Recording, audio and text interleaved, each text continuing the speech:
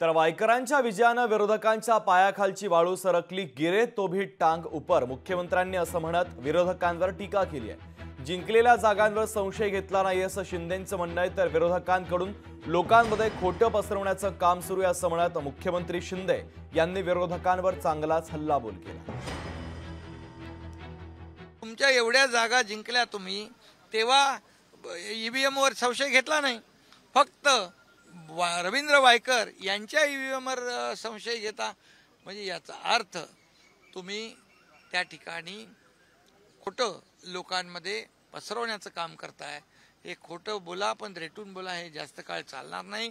रवींद्र वायकर यांना तिथल्या जनतेने निवडून दिलेला आहे आणि त्यांचा विजय जो आहे हा जनतेचा विजय आहे. किती काही आदळआपट केली तरी सुद्धा या ठिकाणी जनता शेवटी निर्णय घेते. लोकशाही मराठी ऐका, पहा, जागरूक रहा.